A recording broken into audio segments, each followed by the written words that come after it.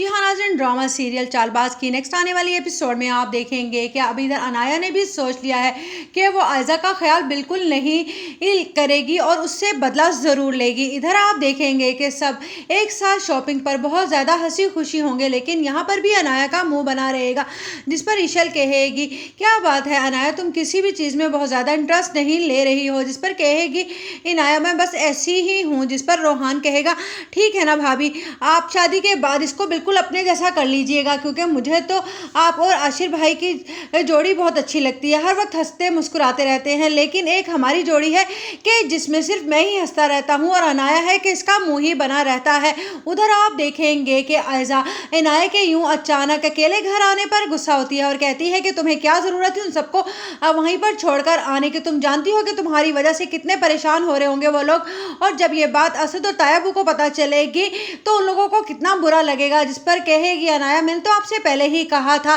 कि अब जो कुछ करूंगी मैं करूंगी और संभालेंगी आप, इसीलिए आयज़ा परेशान हो जाएगी। अम्मी आखिर ये क्या चाहती है, ये मुझे लगता है कि मुझसे बदला लेने पर उतर आई है। जिस पर कहेगी अनाया बिल्कुल ठीक समझी हैं आप, अगर आपको समझ आ ही गई है तो बस अब तैयार हो जाइए, उस घर में मैं आपके बराबर वाली सीट पर आकर बैठने वाली हूँ, इसीलिए अब मुझसे मोहतात रहिएगा, जितने आपने मुझ पर हुक्म चलाने थे चला लिए। इधर आप देखेंगे कि बहुत ज़्यादा गुस्सा होता है रोहान को भी अनाया पर, लेकिन इधर अनाया की माँ रोहान से माजरत कर लेती है और कहती है कि शायद इसकी तबीयत खराब हो गई थी, इस वजह से ये जल्दी आ गई। उधर आप देखेंगे कि जब असद अकेला बैठा कुछ सोच रहा होता है तो उस पर असद का बाप आकर उससे कहता है क्या बात है, मैं देख रहा हूँ तुम काफ़ी देर से खामोश बैठे हो, आज तो तुम्हारी डील होनी थी ना आशिर के ससुर के साथ। उस पर वो कहता है हाँ बाबा, मैं यही सोच रहा हूँ, डील तो हमने कर ली है, मुझे लगता है कहीं कोई हमने गलती तो नहीं कर ली है, सब कुछ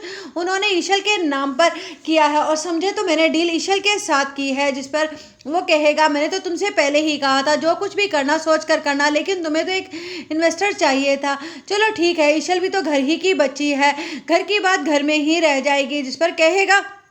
असद लेकिन अब हर मामले में मुझे ईशल्स की ज़रूरत पड़ेगी, लेकिन मुझे ये कुछ अच्छा नहीं लगता। उधर आप देखेंगे कि आयज़ा की माँ आयज़ा के बाप से